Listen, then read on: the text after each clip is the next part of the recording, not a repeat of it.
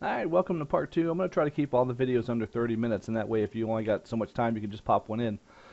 And it appears my allergies are getting worse, so it might be a little difficult to hear me. Also, I changed the resolution on this video to see if you can see the Visual Studio a little bit better, so hopefully you can see that a little bit better without having to squint. Alright, when we last left off, this is where we were at in Visual Studio. So we had integer age, we had a C out, hi, how are you? Another C out, how old are you? Asking them a question, and then we did a C in. Now remember, anytime a C out is followed by a C in, it's waiting for data, so it's waiting for somebody to put something in, so it'll hold there. And then we talked about how to insert that variable in between the text that you want to display on the screen. Now, when you run this at home, and I probably should have covered this in the first video, like watch what happens when I do it. Ooh, that didn't work right. Normally, my antivirus triggers off, and I have to shut that off, so I'll have to see if I've got my antivirus on. Oh, and apparently I made an exception for that. So if you see that, like, go to, like, and you get some antivirus issue, blah, blah, blah, it's not the program. It just says, hey, we're coding now, that's freaky. Find your antivirus, like I use Avast, and I usually disable until computer is restarted. Or you can make an exception for it, and that way you don't have to do that every time. So just be aware of that. Alright, so here's where we left off on the slides, and we're going to talk about variables now. I've mentioned a bunch of stuff already about variables, but variables are created to add values, and that way users can put values in there, things like, age, and then the value is 5 is what I typed in, that kind of stuff. Alright, variables typically have 3 parts. There's the declaration, and that's where most things have to be declared before they can be called. Your computer can't add something to age if it has never created the variable age. So you have to declare it first. And then there's the definition. Defining it says, hey, I'm going to grab you a memory location, and that memory location is going to hold an integer, or it's going to hold a character, or it's going to hold a true or false statement. So when you define something, really you're telling the computer, this is the type of variable it's going to be, so the computer knows how much of a memory location to reserve for that variable. And then finally is the assignment, when you assign a value to the variable. So we declared age here is where we declared it. So now the computer knows that there's going to be an integer named age. We also defined it here because we put integer age, which means age is going to be an integer value. So the computer reserved an integer storage space. And then we assigned it a value here when the user input his stuff. So those are the 3 parts. So anytime that you see something like there are 3 parts of this, or that, that's going to be on a quiz or a test coming up. So make sure you're good with those 3. And you don't have to do it like that. Remember, coding is kind of like driving. Everybody does it different. You can do things different ways. So here, in this example, I declare and define at the same time. So I do integer x. So I'm declaring x before it's used, and I'm defining it as an integer value. And then I can assign it later on as x equals 0. So I can assign it myself in the program if I need to. So for example, let's say you were writing a financial application to calculate interest. You could already assign the interest rate or whatever. Or you can do it all in the same line and just do integer x equals 0. So regardless of which way you do it, there's always a declaration. You have to declare the variable before it's being used. You have to define the variable, what type of variable it is. Is it an integer? Is it a character? Is it a true false statement? Is it a double, which is a like 1.5? And then you have to assign it a value to be used. Alright, so here we do integer Bob equals 8, so we do it all in one line. So integer is the data type, Bob is the identifier or the variable, and then 8 is the value. So make sure if you see something like this on the exam and I say, hey, what does this first word mean? You would say that's the data type. Or if I said, hey, what does this, equals 8 mean? Well, that's the value that I placed on the variable. And your book uses the Bob, this part here, interchangeably between variable and identifier. Bob is the identifier for the integer variable, which doesn't make a whole lot of sense, but so it's got really 2 names. So your book will use that kind of interchangeably. But there's a technical difference between variable and identifier. Identifiers are keywords. we have reserved words or reserved words like the word string, is reserved for a string variable, or integer, which is reserved for an integer variable. And then we have identifiers like Bob or age or whatever else I want. They are case sensitive. So if I have Bob with a capital B and Bob with a lowercase b, that is two separate identifiers. And then your book tells you to use meaningful names when you do stuff. Like if you're writing code and you're just using X, Y, and Z as your variables, it's going to be hard. Somebody actually has to go through the entire program to kind of figure out what it's doing. But if your identifiers are, rate, balance, and interest, that makes, somebody can just look at that and right away know, hey, this is a program to define, interest rates or something like that. And identifiers are typically created with the first word in lowercase, and then every word after that with an uppercase first letter. So going back here to my example, let's say I wanted to create a variable for the interest rate. I might do, and don't worry about double yet. So double, and I'll call it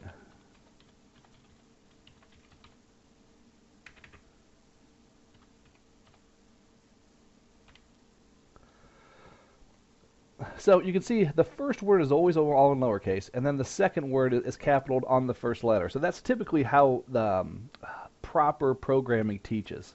And that way your stuff is easy to be read by everybody else. They know what you're doing. When we start using just simple letters and things like that, like X, Y, and Z, we start getting into weird algebra, and we don't want to deal with that because nobody likes math. All right, jumping back to the slide. So a variable is a memory location. So you've got data stored in some piece of the memory. So that's technically what a variable is. So we must declare the data first before we can use it in a program so that that memory space can be reserved. So that's the technical definition. But again, don't worry too much about that stuff. All right, data types. These are the ones we're going to be using the most. And the first one is integer, int. Now obviously integer is just a number, but it's not a number with a period or a decimal point in there. It's just a solid integer number. Now, character, C-H-A-R, char, can be used by itself as char, or it can be used with brackets to indicate how many characters are going to be in there. And then there's bool, which is short for Boolean, and that's true or false statements. Is this true or is this false? And we typically get those in, like or statements. If this is true or this is true, do this. Or if this is true, do that. That kind of thing. All right, double. Double is you're going to put a decimal point in there, so like 2.5, you got to use the word double. And then string versus C string. Now, your book is kind of weird. Even the 6th edition that just got printed out is the same way. They talk about string here in chapter 1. And then we don't touch it again until later on in like chapter 7 or something like that.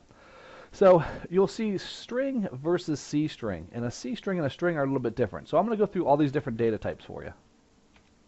All right, we already talked about integer. An integer just takes a solid integer value. And then double takes a decimal value, 5.4, whatever you want. Now, Boolean is a true-false kind of statement. Now, let me clean this up.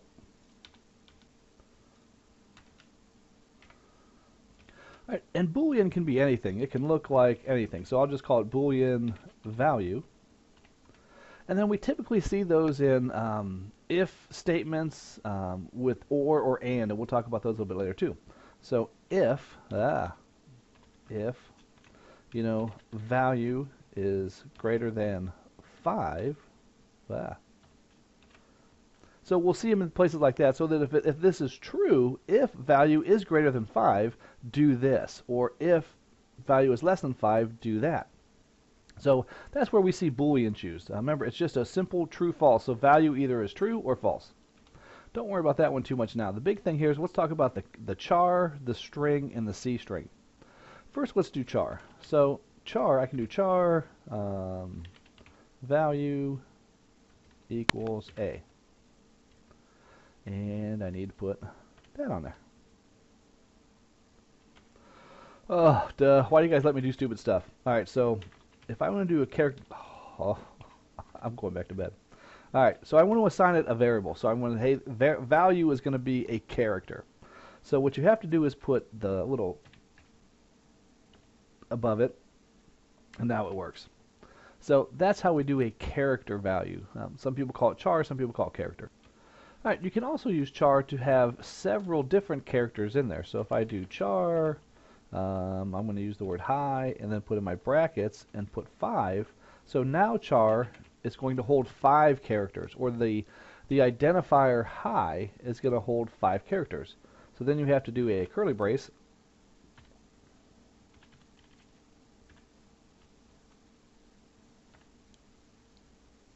Oh, and I was so close. Now, what's nice about Visual Studio is obviously you see that I have an error and I see the squiggly line, but if I put my mouse over it, it'll tell me I have too many characters in the constant value. So the easy fix would just be to remove one. Ta-da! So the easy fix would be just to remove the 5 and tell it as many characters as I want.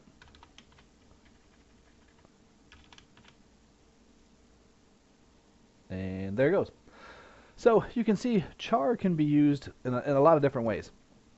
The problem with char is if there's a space, if somebody types in a space, you're only going to see the letters up into the space. So let me show you an example of that because it's kind of weird. All right, I'm going to comment all this out. And again, you can just go to there. Come on. What the? I'm such a noob. You can tell I'm sick. All right. So, and we'll talk about commenting stuff out later. So now this stuff won't show up in the program. So I'm going to do a C out. And remember, we're going out, so we're going to point to the word out. And we're going to do, you know, enter your first and last name. Ah.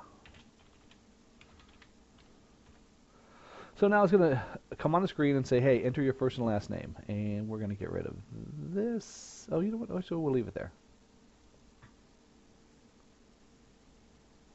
Now let me just take it out. All right, so we need a variable char, and we're going to write, it's going to be called name, and we're going to give it some brackets, and we're going to leave it at that. Because we're going to allow the user to define that. I don't know what I did, but I didn't put my value in there or something. So we're going to say, actually, let's go do more characters. Let's say it's going to take 20 characters. So now the value for name is going to accept 20 characters. And then if I go here and do a cin, and then do name,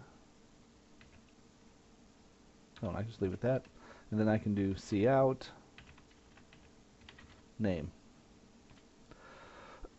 So what I'm doing here is I've created a character value named name and gave it and said, hey, it can be 20 spaces. And then on the screen it's going to say enter your name, your first and last name, and then it's going to record that in the name, and then it's going to print that out on the screen. So let's see how this works. So enter your first and last name. So I am Bob. That's, well, I am Bob last. So notice only Bob showed up. So with C strings and characters, as soon as it sees a space, it assumes that's the end of it. Now, if I did Bob last, then Bob last shows up. And I should have done an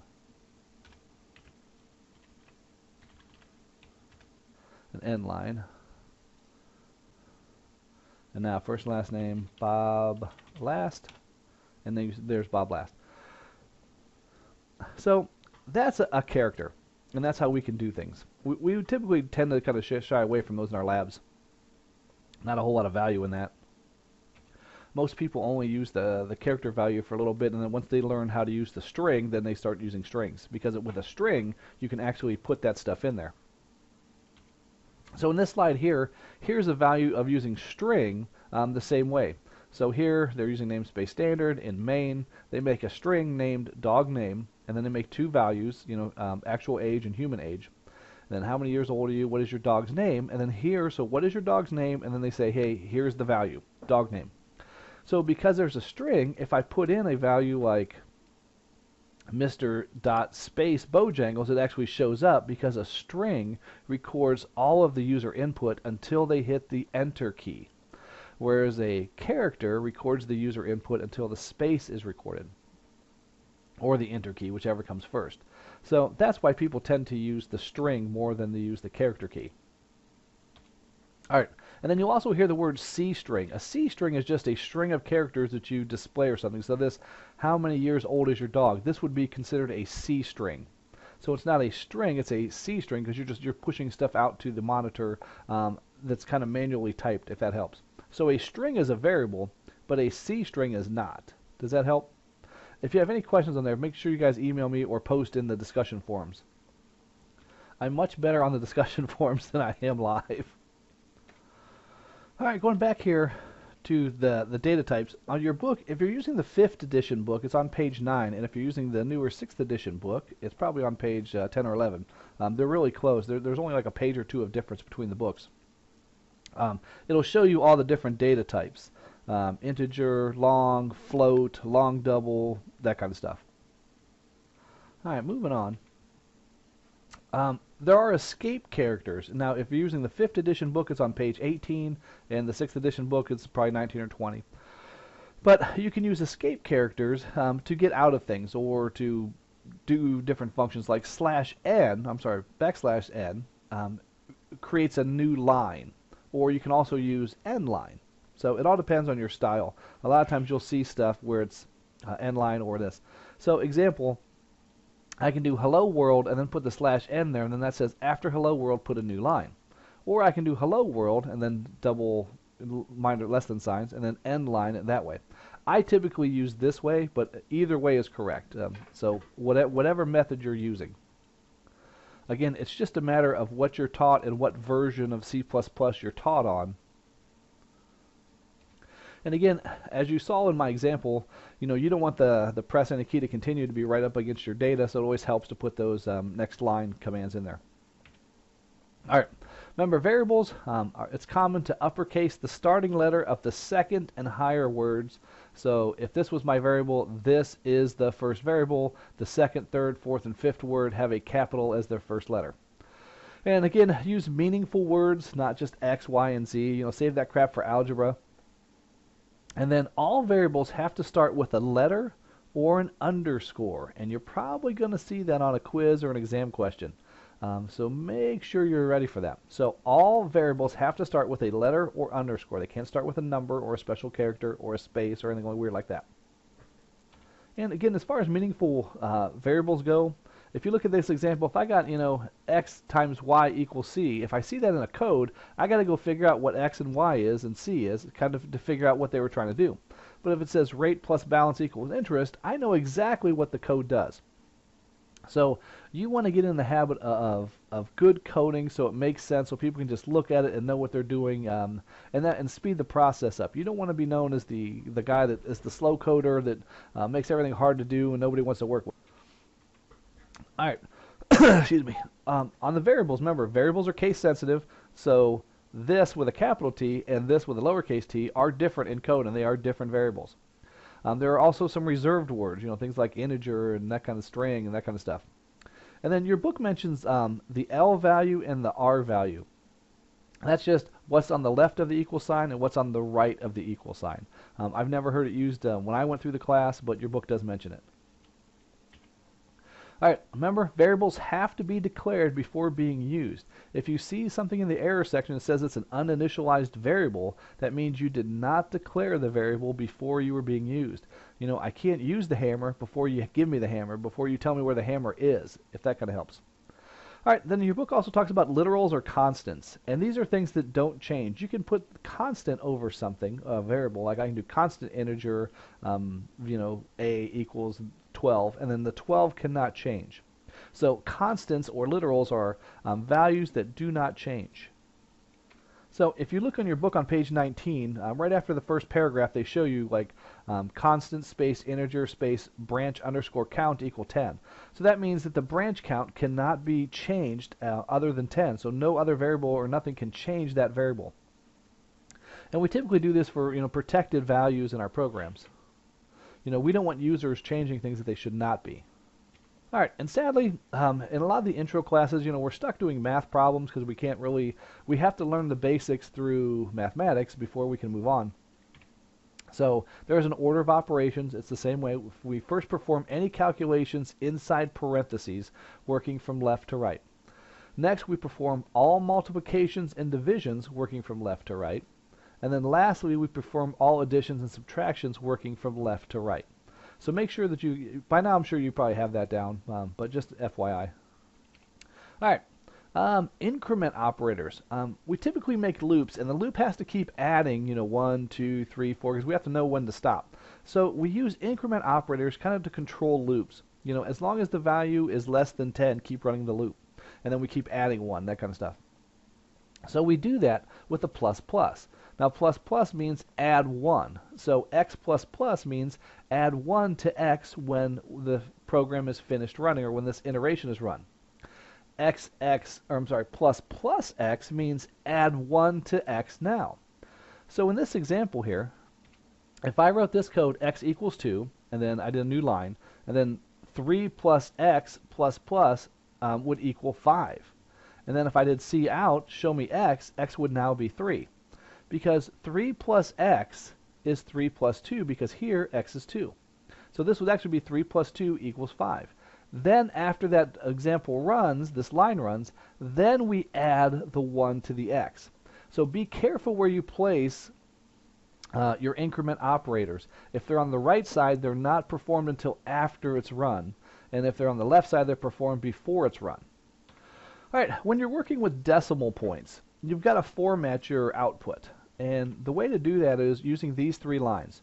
Now, this first line here will fix the position of the point. So it's going to say, hey, the decimal point is always going to be in a fixed position. And then here under precision, that position is going to be two variables to the right.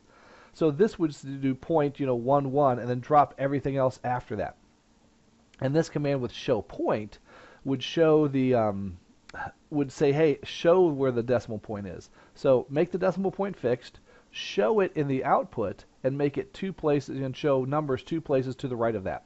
So that's what all this code does. So rather than do anything else, you can just copy and paste this into your stuff when we're doing some decimal values. All right, and then some examples. Anytime we're mixing numbers, like we might mix integers with doubles. So in this case, 17 divided by 5 equates to 3 in C++. Now, how did they get 3? Why didn't they get 3 point something? Well, because both values were integers, so it performed integer division. So make sure you're aware of that. Anytime we have integer values both being used to do something, it drops off any remainder. So 17 divided by 5 would be 3. All right, 17.0 divided by 5 equals 3.4. And the reason for this is the highest order operand, meaning the highest order number that we used, is of type double. So type double becomes the de facto standard. So then, because double allows the inclusion of the remainder, we see the 3.4. So when we're doing math with the same data types, the result is going to be that same data type. But when we do math with different data types, the highest order operand is typically used. So like down here, the highest ordered operand was 17.0. All right, and then down here where we have integer stuff, so integer variable 1 equals 1, integer variable 2 equals 2, and then integer variable 1 divided by integer variable 2, it's going to perform integer division. Now in this case, 1 can't be divided by 2, so the result is going to be 0. So if you're in one of your programs or something, you start seeing some weird stuff, come back to this example or look at your numbers and see, am I trying to mix 2 different value types, double and integer, that kind of stuff. All right, and commenting your code. You can comment your code out so that you can put comments in there to describe what you're doing. And it's a great thing, and you will be graded on your commenting in this class because it's very important. So we can comment a line with a double /, or we can comment out an entire section with a slash asterisk and then asterisk slash at the end of it. So if we want to comment a whole chunk. So let me show you what that looks like. So going back to the example, you've got these, code comment this out or don't comment this out. So I can highlight all this and say, hey, don't comment that out. Or I can say, hey. Now, when you comment it with the double /, the program ignores that. It's just for your informational only. Or I can do an entire section. I can do slash that, and then go here at the end and do a asterisk slash. And that takes out the entire thing. So you can do chunks, or you can do it line by line, however you do it. Typically in Visual Studio, it's easier just to grab the whole thing and just do, that. So your commenting is very important.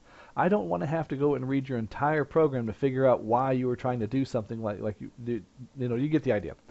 So make sure you have meaningful comments. Hey, this is added for this. This is what this part does. In the beginning of the class, it's not so important because your program is going to be very simple. But eventually, by the end of the class, you're going to write 1- and 2-page programs, and it's a lot easier to read them if you comment. Oh, here's what I'm trying to do with this function. Here's what this function does. And that way, oh, that function does that. I might be copy and paste that and use it into my other programs. So commenting, very important. All right, moving on. If you have any questions, post them in the discussion forums. I'll be checking that. I don't know if it'll be every day, but it'll at least be every other day. So don't be scared what people think. Remember, you're taking this class. You're spending $400 on this class because you want to learn C++. If there's something you don't understand, you should ask it. You don't go to Kmart and buy, a $400 appliance and then not ask questions about the appliance. You know what I mean? So you get the idea. So now we're going to test your knowledge. What would you say I'm doing with this line of code? So if you see this, integer x colon, what am I doing? I wish I had the Jeopardy music. La la la. Anyway, you get the idea. All right, so here I'm declaring the variable x so that I can then assign a value to x and use it in my code. All right, how would you explain the number sign include statement in your code if your mother asked you? So your mom comes by, she's like, number include string. What the heck are you doing that for, little Billy? How would you describe what that does? You can pause the video if you need to think about it. All right, answer. You're leaving stuff for the compiler to include in your stuff. Excuse me. I want the compiler to include the string variable. I want the compiler to include the basic input-output commands, that kind of stuff. All right, what command is used to send output to the screen for the user to see? So I want to send some output to the screen. I want to send and say, hey, hello world. I want to send it to the screen. What's the command that sends that out to the screen? All right, answer. It's cout, which means console out or character out, however you want to say it. All right, how would I assign a value of 2.5 to the variable rate?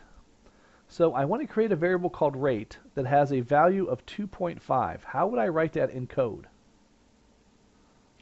La la la la. Remember, you can pause the video. All right, answer. That would be a double value, so I would do double space rate space equals space 2.5 and then semicolon. All right, what variable type only allows true and false values? Only true and false values. All right, answer. The Boolean. So if I'm doing true or false, I'm using some kind of Boolean value. All right, let's say I'm writing a long program for a bank that uses the interest rate as a variable many times in the program, but I don't want to allow the program to change this value. How would I declare that value? How do I declare a value that does not change? All right, and the answer is I would use a constant. So const space integer space rate or double space rate space, or equals 2.5, whatever the interest rate is. So remember, I would put the word const in front of it. And if you, again, because I didn't show you that on the code, page 19 in edition 5 of your textbook, or 20 or 21 if you have the 6th edition. All right, what does slash or backslash n do? Answer, it creates a new line. All right, what will this code output to the screen? What will this code output to the screen? All right, when you see those types of questions, and you don't know the answer, the best thing to do is copy and paste it and put it right into your code and then take a look. Now, when you first put that in your code, it comes out like that, and you'll obviously get a red line because I don't know what a capital INT is, so you have to remove the capitals in the front. But then that should fix everything. So everything else is commented out. So let's check to see what this does.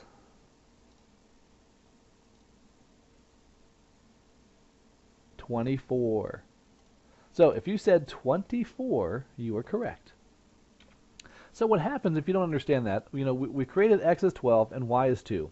Then we said z is going to be y, or 2, times 12. And then after that runs, we're going to add 1 to x. So after 2 times 12 ran, it assigned the value of 24 to z. But now if I would ask it what is the value of x, it would say 13. So let me go back, and we'll do cout x. Oh, you know what? I need to do that way it's all nice and neat. Oh, you know what that was? Big X. See? Don't screw up like me, and don't be a bad typer. Alright, so 24, and then you see 13 is the next one. And I should have put, oh.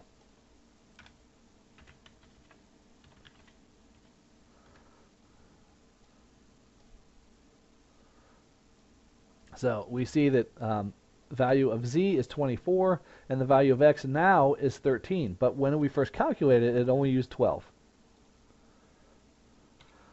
Yay, that's the last slide. All right, I'm going to do one more video where I work out a couple of examples for you and kind of go through things again, and maybe use some different examples, and that way it'll help you with your first lab.